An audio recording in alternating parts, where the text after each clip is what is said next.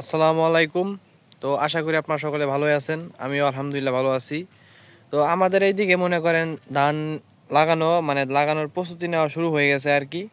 মনে করেন আমাদের এদিকে জ্বালা ফালা দিয়েছে, জ্বালা হয়েও গেছে গা। তো এখন আপনাদের একটা জিনিস দেখায় দাঁড়ান।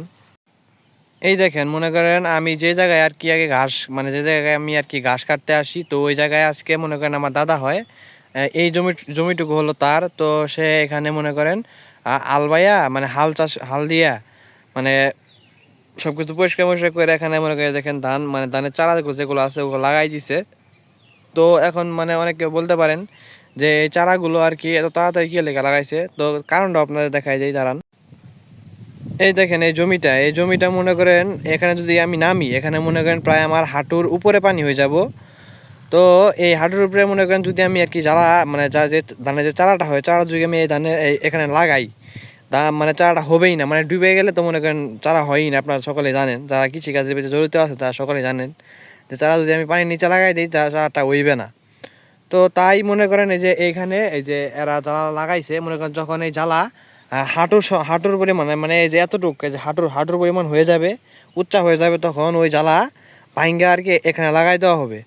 তো এভাবে লাগাইলে মনে করেন ফলনটা একটু কম হয়, ঠিক আছে, কিন্তু মনে করেন ক্ষেত ফালাই থোয়ার থেকে মনে কিছু লাগাই দেওয়া তো ভালো। তাই এই ক্ষেতটা পরিষ্কার করে হাল বাইয়া পরে মনে করেন ওই বড় জ্বালা এখানে লাগাই দিবে। লাগাই দিলে মনে করেন কি জ্বালাটা ডুববে না, উচ্চ জ্বালা হইবে, উচ্চ জ্বালার কারণে ধানগুলো সুন্দর মতো হয়ে যাবে। আর যদি আল্লাহ তাআলার রহমত যেগুলো বৃষ্টি বাদল বেশি একটা না হয়, তাহলে ধান সুন্দর মতো আল্লাহর রহম হয়ে যাবে। কারণ এখানে মনে করেন প্রায় হাঁটুর উপরে পানি আছে, আর এই জন্য আর কি তারা এই যে এখানে জ্বালা লাগাইয়া মনে করেন এটা উচ্চ যখন হইব তখন এটা নিচে লাগাই দেওয়া হবো। তো যারা মনে করেন আর কি যে আপনারা যাদের উর্বর জমিন আছে, উপর দিক দিয়ে জমিন, তারা কোনো সময় মনে করেন এরকমভাবে ধান লাগায় না আর কি। আমরা লাগাই কারণ মনে করেন আমাদের এদিকে নামা জমিন, পানিতে জমিন বেশি। তো ধান জমিন তো ফাঁকাই দেওয়া যাইব না, তো এই কারণে মনে করেন জ্বালা এমনি লাগাই উচ্চা কইরা পরে আমরা পানিতে লাগাই দিই। এমনি লাগালে মনে করেন ধানটা সুন্দর মতো হয়। পরে সার বিষ আমরা কিছু দিই না, পানিতে আছে, পানি দেবে সার বিষ যা সার যা আছে ওড়িয়ে হয়ে যাইব, তো সার দেওয়া হয় না। যখন দেখেন যে ধানের থুর থুর বলতে যখন ধানের ফুল হয়ে যায় আর কি, তখন আমরা অল্প করে সার দিয়ে দেই। ওই সারে সুন্দর মতো ধান মনে করেন হয়ে যায়। তো আজকের ভিডিওটা এই পর্যন্তই। সকলে ভালো থাকবেন, আমার জন্য দোয়া করবেন, আমি যেন একটা উদ্যোক্তা হতে পারি। আপনাদের দোয়া ছাড়া কিছুই সম্ভব না, আপনাদের ভালোবাসার দরকার আছে। তো আপনারা সবাই ভালো থাকবেন, আমার জন্য দোয়া করবেন। আসসালামু আলাইকুম।